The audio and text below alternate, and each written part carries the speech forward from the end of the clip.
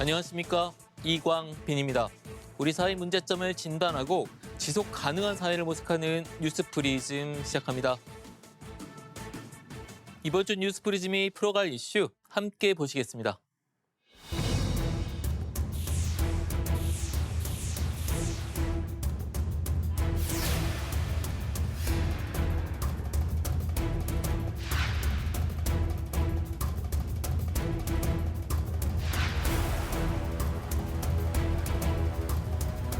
학생 수가 계속 줄다 보니까 학과 수를 줄이고 이러다 결국은 폐교 상황까지.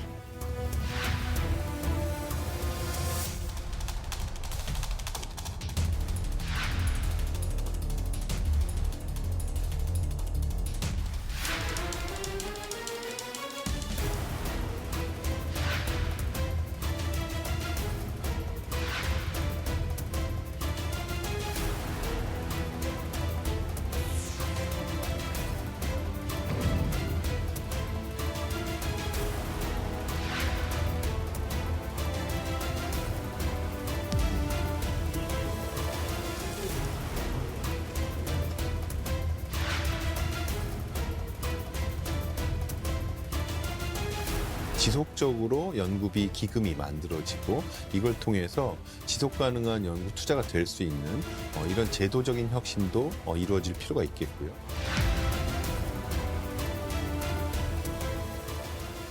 학령 인구가 줄면서 대학들이 생존을 걱정하는 상황에 몰려 있습니다. 올해 폐교하는 강원 관광대를 포함해 지난 20여 년간 대학 22곳이 문을 닫았는데요. 재정난에 15년 동안 동결해온 등록금을 올리는 대학도 나왔습니다. 물론 폐교에는 사학 비리까지 큰 몫을 하고 있습니다. 횡령 규모가 총 1,000억 원대에 이르는 경우도 생겼습니다.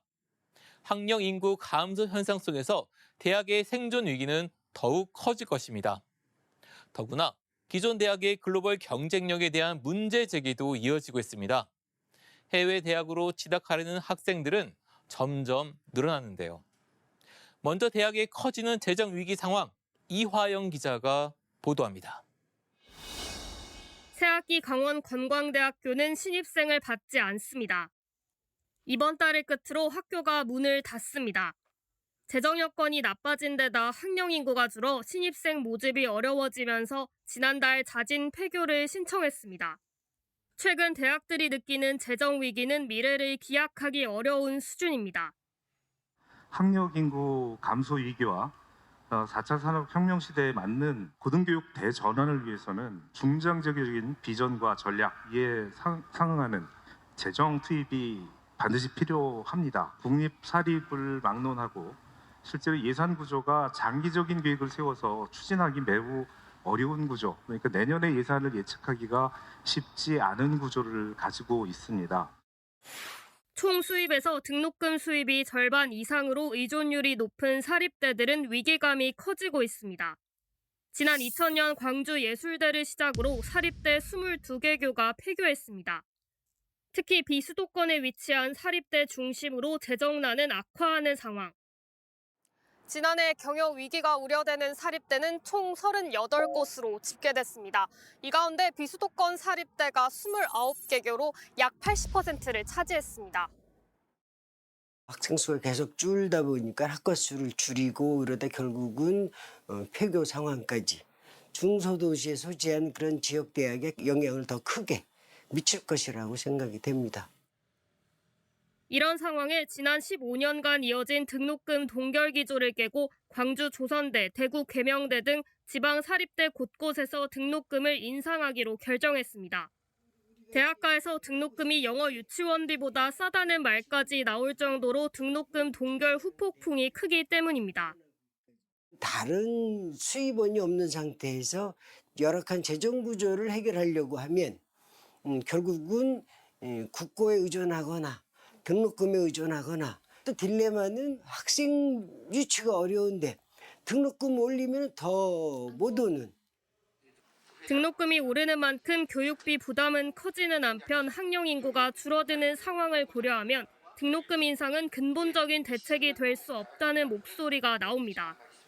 학생 수는 계속해서 많이 줄어들 것이에요. 그렇기 때문에 등록금 수입 중심으로 대학을 운영하는 데는 한계가 올 수밖에 없습니다. 정부가 교육에 대한 책임을 강화하는 차원에서 재정 지원 확대하고 지방대학을 육성할 수 있는 그런 종합적인 방안을 마련하는 것이 필요합니다.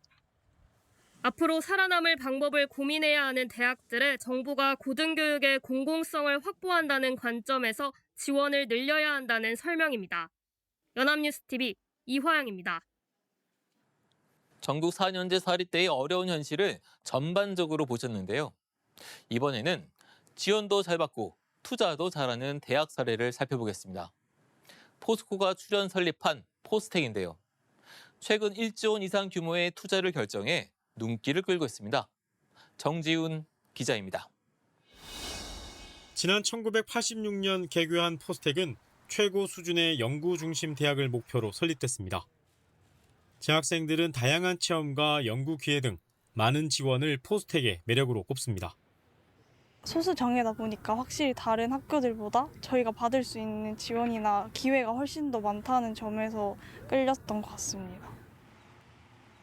하지만 수도권 집중과 인구 감소, 지방 소멸 위기 등 대내외적인 환경 변화로 인한 어려움은 지역에 소재한 포스텍도 피해갈 수 없었습니다.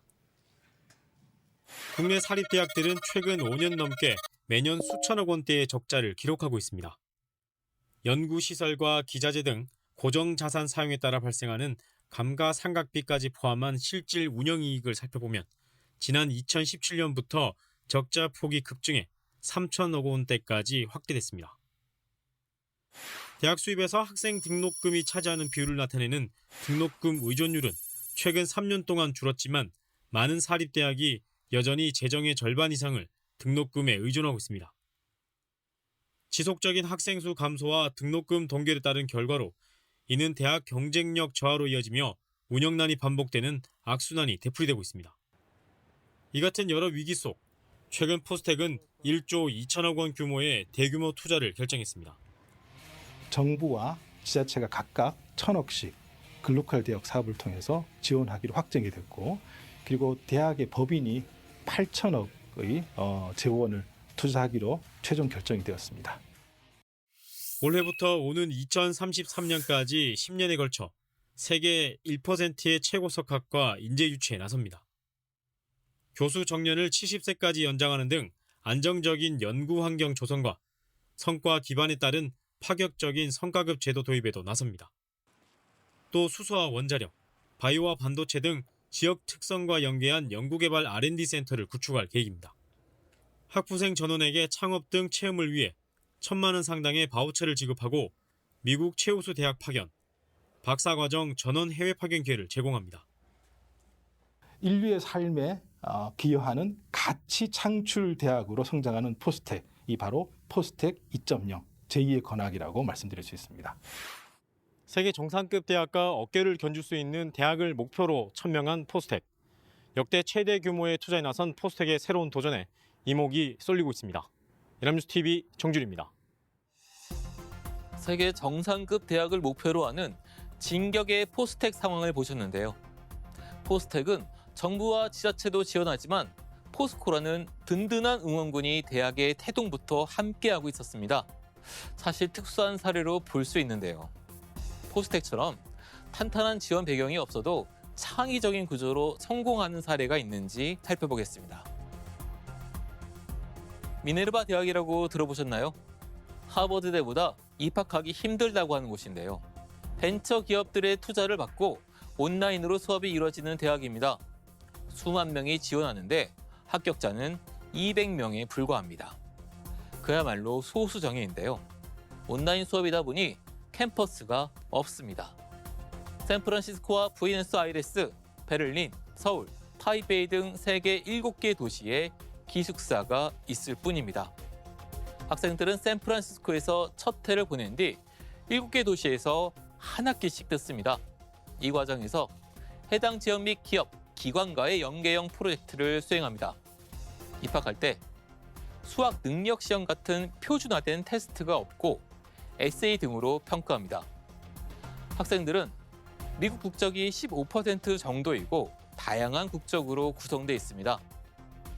글로벌 다문화가 이 대학의 기본적인 문화적 배경이고 이는 학생들의 상상력과 포용력으로도 연결이 되겠죠. 전공은 인문학, 경영학, 컴퓨터 과학, 자연과학, 사회과학, 예술 등입니다. 이 대학의 교육 목표는 문제 해결 능력과 비판적 사고 방식을 갖춘 인재 육성입니다. 국제경쟁력연구원이 지난해 5월 발표한 세계 혁신대학 랭킹에서 미네르바대는 1위를 차지했습니다. 2년 연속 1위인데요. 애리조나 주립대, 펜실베니아대, MIT, 스탠퍼드대 등 세계적인 명문 대학이 미네르바대 뒤에 이름을 올렸습니다. 우리나라에서도 미네르바대를 벤치마킹한 대학이 나타났습니다. 지난해 9월 개교한 태제대인데요. 첫 신입생은 32명에 불과했습니다. 초등학교 분교 수준입니다. 그런데 반기문 전 유엔 사무총장과 김항식 정세균 전 국무총리, 최태원 SK그룹 회장 등 내로라 하는 정세계 인사들이 축전이나 축사를 보낼 정도로 주목받았습니다. 학생들은 영어 토론식 면접 등을 통해 선발되는데요. 미국, 중국, 일본, 러시아에서 한 학기씩 머무르는 등 4년간 해외를 누비며 온 오프라인 교육을 받습니다. 사고력 중심의 글로벌 인재를 키우는 게 목표인데요.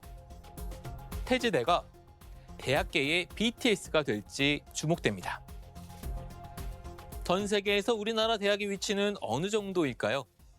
국내 대학 5곳 정도만 세계 100위 안에 이름을 올렸습니다. 정부 재정 지원이 부족한 점도 문제이고 대학의 혁신 의지도 지적을 받고 있습니다. 문영민 기자가 취재했습니다. 세계 대학 순위에서 국내 대학들의 위치는 계속해서 제자리 걸음하며 부진하기만 합니다.